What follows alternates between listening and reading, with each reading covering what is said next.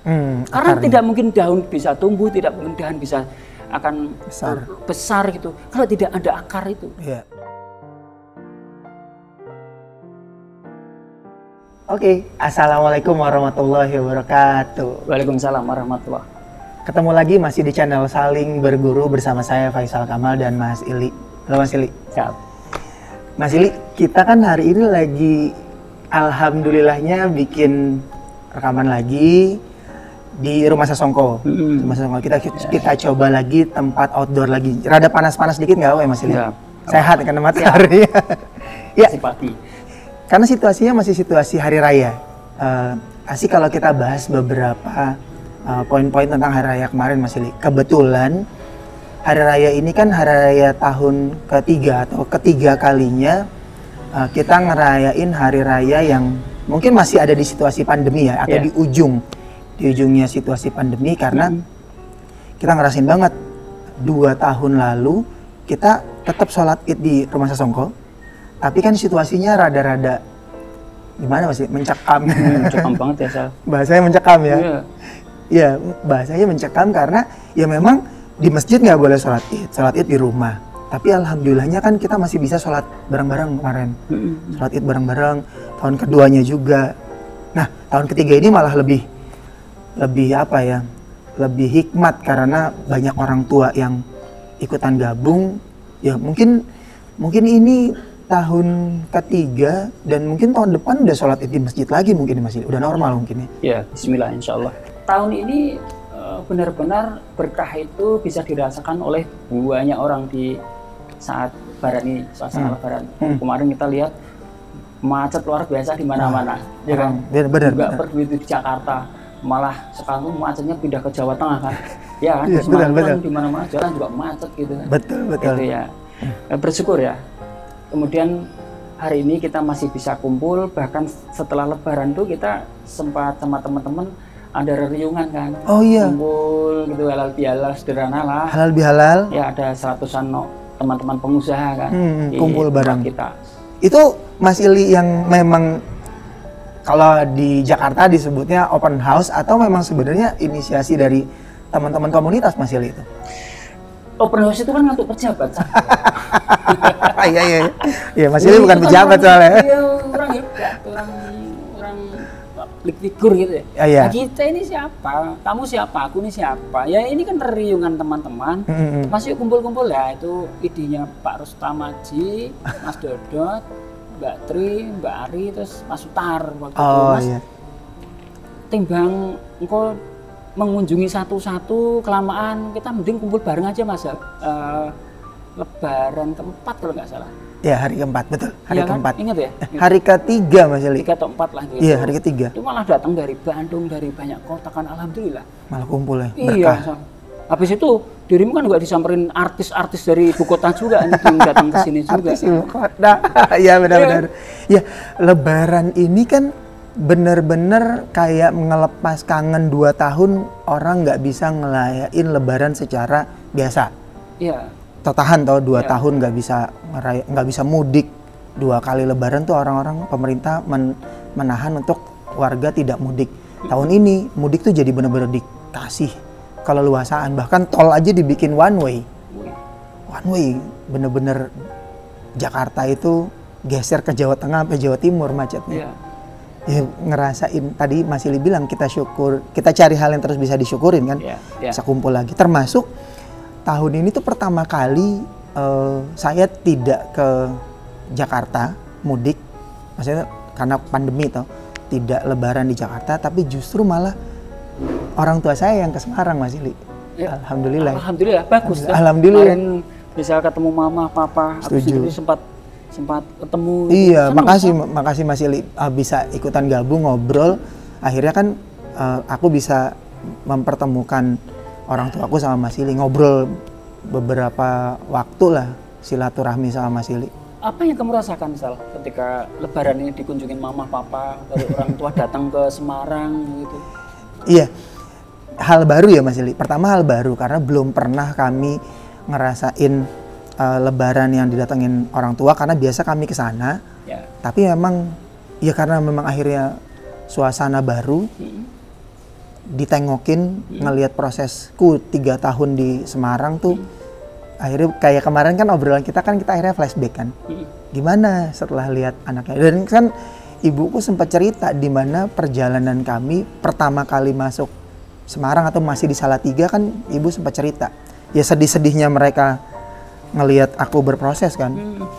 Ya bangga sih akhirnya, karena meskipun tahun ini kami tidak berangkat ke Jakarta, tapi kami bisa menjamu mereka di Semarang dan sempat jalan ke Jogja soalnya kemarin. Kemana sih kemarin? Aduh, seru ngajak orang tua ikut berenang susur gua itu. Orang aku lihat di storymu itu, weh ini Mela kurang ajar gitu ya. Ajar ini Orang tua diajak ke gua Pindul itu kayak gitu udah, ya Allah Gusti. Ya, tapi hebat ya orang tuamu itu ya. Masih mau masih. Mama terutama ya, mama itu. Padahal dia takut. Masih bener-bener cantik. Kalau orang Jawa cantas itu masih bener-bener sehat, segar dan lincah ya. Ya alhamdulillah. Hebat ya. Menuju ke Gua Pindul itu bilangnya nggak mau ikutan. Awalnya. Takut mungkin karena pernah trauma beberapa kejadian tempat-tempat pengap gitu, dia kebayangnya akan nggak mau. Tapi begitu ikutan ya alhamdulillah. Seneng banget bisa ketemu orang-orang tua. Nah, itu kan pertemuanku sama orang tuaku ketika mereka datang ke sini. Aku flashback 2 tahun lalu kan, situasi kita Idul Fitri itu kan sunyi ya. Sunyi. Sunyi. Lebaran yang sunyi. Lebarannya sunyi. Bahkan aku ngerasain sholat Id kita itu cuma beberapa keluarga. Udah habis itu udah masuk rumah masing-masing lagi. Aku malah jadi ingat Lebaran di sebelum waktu itu sekitar 2 tahun yang lampau, justru itu pertama kalinya putramu Husin itu masih usia sekitar 14 tahun minta minta di rumah Sasongko, dan aku khususnya Umili disuruh nemenin dia kan, bilang gitu. Iya benar, Mas Ili ngingetin ku proses ketika itu malamnya dia bilang, karena 3 bulan itu kan 3 bulan sebelum Id itu kan pandemi. Terus dia ngerasain proses belajar sendiri di rumah itu sulit. Akhirnya dia ngerasa bahwa nggak bisa belajar sendiri, mesti bareng sama mentor.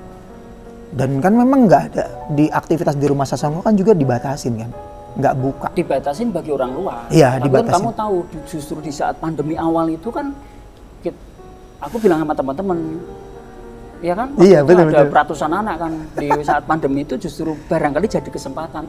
Bener kan dugaan kita. Benar Mas, ini benar. Makanya dari beberapa kota datang ke sini dan pembelajaran tuh hampir setiap hari loh itu. Setuju. Internal ya. Internal dan bikin kelas macam-macam kok. Setuju, benar. Kelas desain, ilustrasi, betul. Kelas animasi, kelas benar.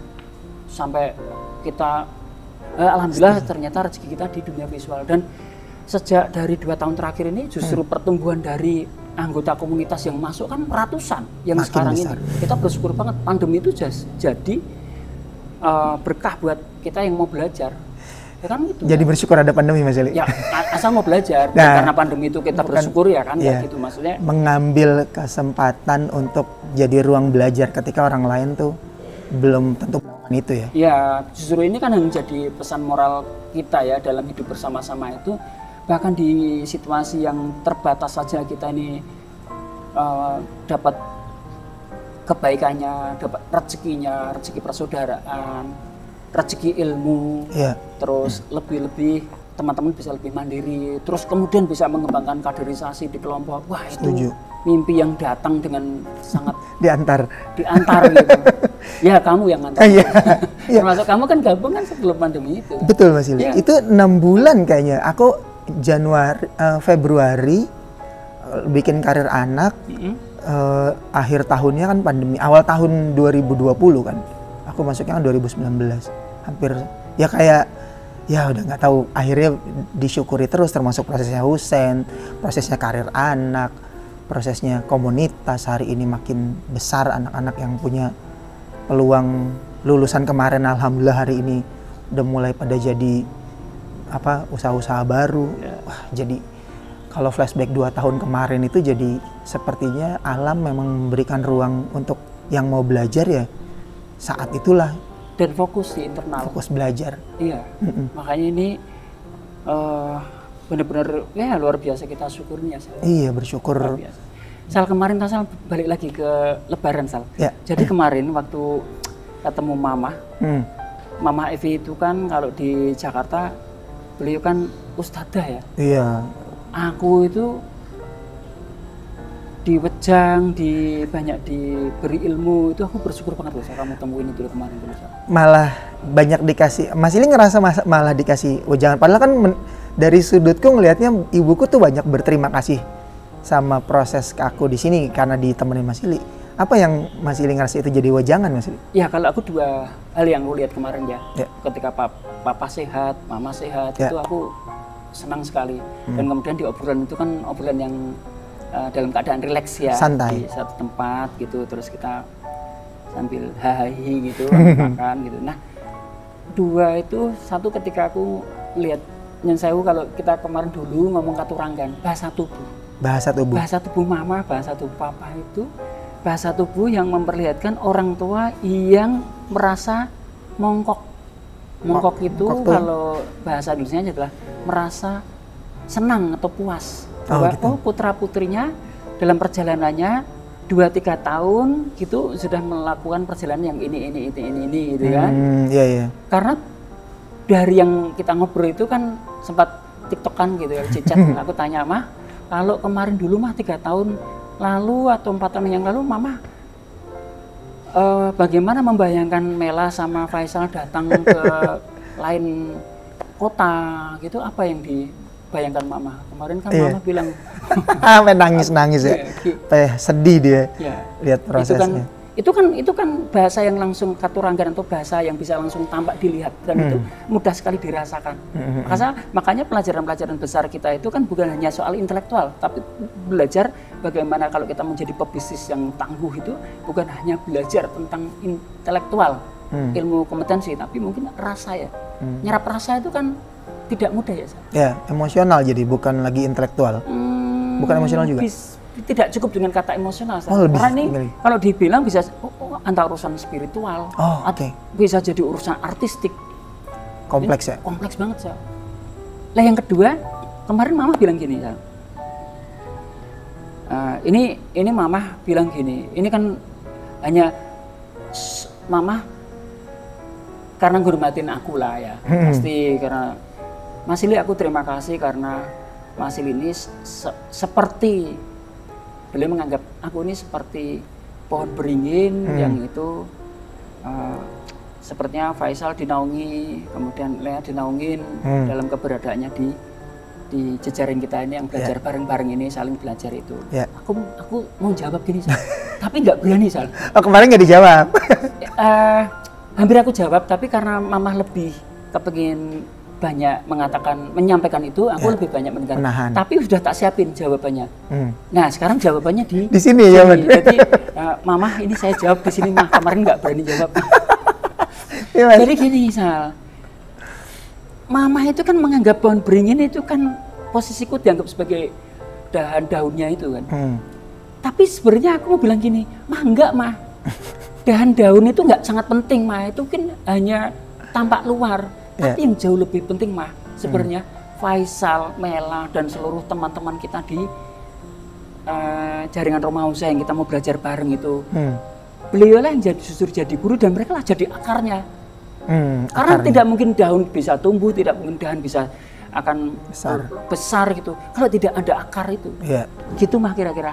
Tapi gini Sal, kamu sekarang.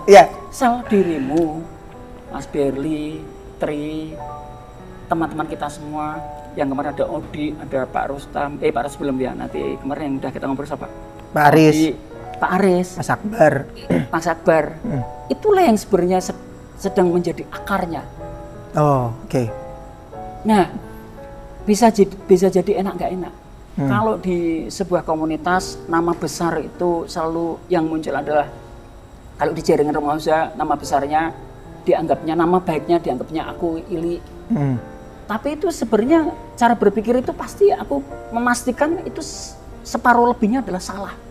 Maka aku selalu bilang kalau di tayangan yang kemarin itu kalau ada nama Adi Joyo Sutar, itu kan ada founder of Juruhab. Maka ketika mungkin aku memulai sekitar 20-an tahun yang lampau atau 25 tahun yang lampau itu kan hanya caraku memulai. Tapi sejatinya yang meneruskan bukan aku. Yang justru menjadi font baru itu adalah ada Mas Dodot, ada Mas Sutar, ada Mas Berli, ada dirimu yang sekarang menjadi font. Font itu adalah penemu. Dan kamu layak disebut sebagai founder. Jadi di dalam komunitas, dimanapun komunitas, yang terus kita kritisi di banyak tempat, founder itu tidak boleh hanya cuma satu, dua itu bukan, tidak, harusnya tidak begitu. Itu kan hanya pikiran sempitnya dari seorang perintis. Perintis nggak ada yang meneruskan gitu, nggak ada artinya. Nggak jalan juga. Nggak ada artinya. Legasinya nggak akan berjalan karena target itu kan legasi. Target itu adalah warisan kepada anak-anak kita. Bahkan kalau saya targetnya sudah 7 toh, anakku sekarang udah pada mapan, sudah pada mapan semuanya. Ya cucu lah sekarang.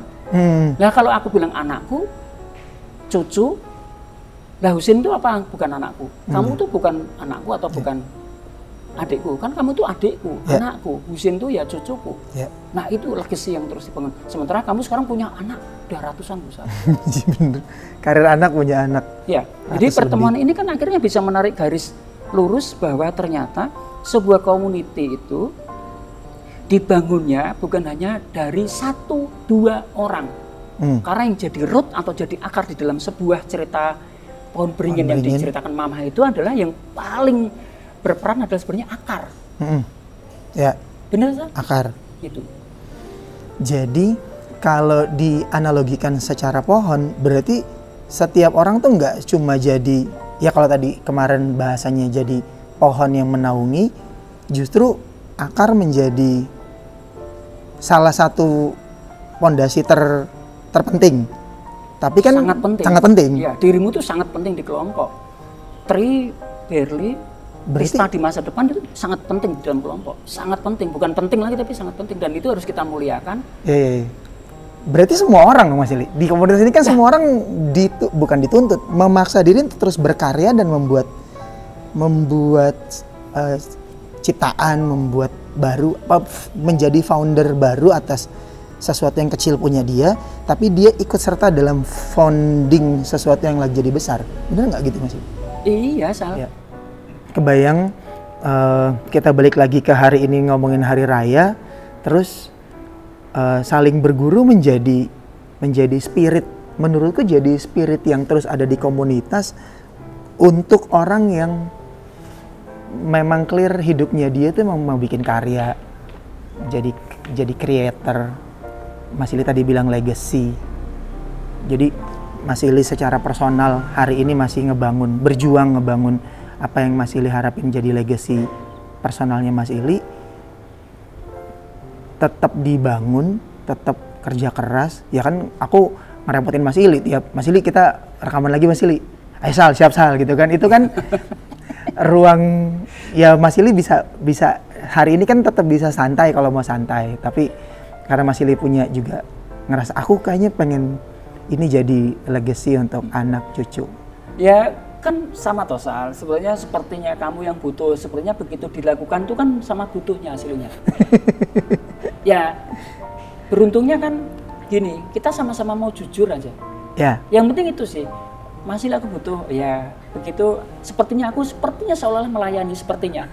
Tapi sebenarnya begitu sudah memasuki ruang-ruang obrolan, terus ada teman-teman yang datang sini berganti, terus ada Mas Berli di situ kita tarik, ada nanti Mbak Tri habis ini kita tarik lagi. Kan itu kan sebenarnya ruang, aku bilang bisa jadi ruang aktual bersama-sama. Termasuk pasti kebutuhanku juga. Dan itu kebutuhan rasa yang paling, menurut aku paling indah, karena itu kan konversinya nggak bisa diukur dengan rupiah, Sal. Nggak gara-gara AdSense. Nggak bisa dikonversi dengan rupiah. Setuju. Rupiah itu maksudnya gini. Kalau kita dibayar orang hanya untuk ngomong begini, apakah mau bikin channel YouTube ini kita mau? Ya pasti nggak mau lah, ngapain bikin repot hidup.